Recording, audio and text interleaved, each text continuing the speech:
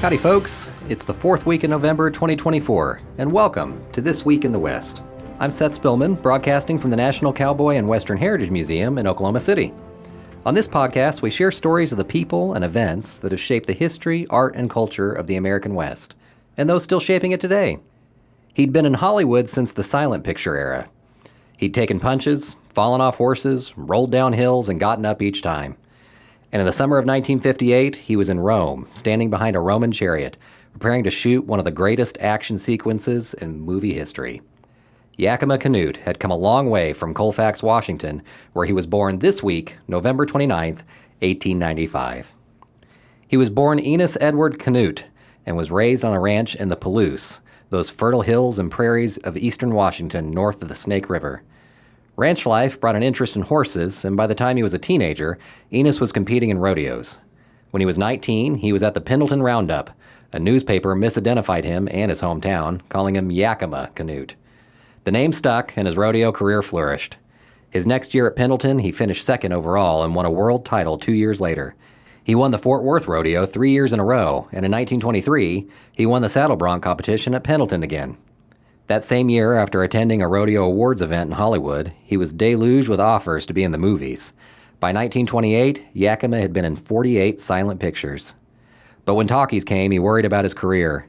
His voice had been damaged by illness when he was in the Navy, so leading a picture would not be in the cards. He found his place in stunts. He began developing harnesses and stirrups so he could repeatedly fall off a horse without being hurt. He figured out how to cause wagons to crash and horses to tumble.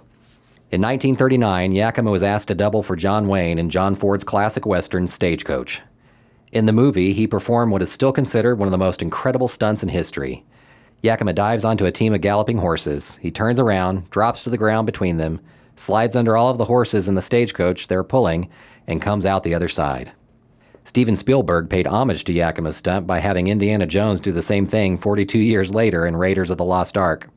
Yakima would double for John Wayne in other films, with some saying the Duke's strong silent type, cowboy mannerisms, may have been influenced by his stuntman.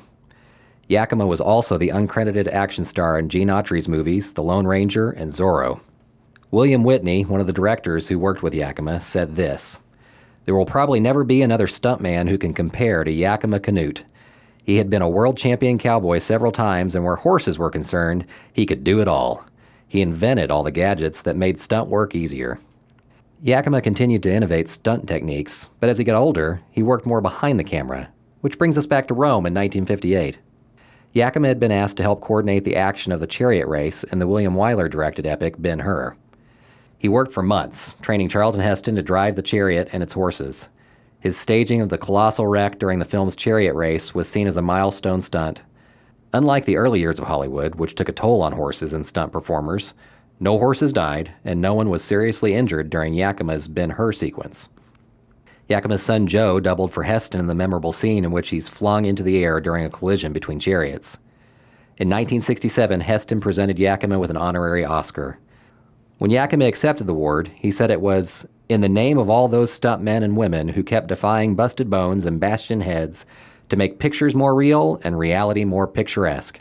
They're a great gang, and I'm honored you chose me to honor them." Yakima is a member of the National Rodeo Hall of Fame here at the Cowboy.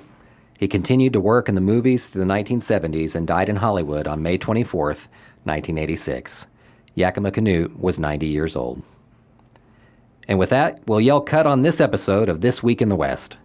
Our show is produced by Chase Spivey and written by Mike Kaler. Follow us and rate us on Apple Podcasts or wherever you hear us. That'll help us reach more people. You can follow us on social media too and online at nationalcowboymuseum.org.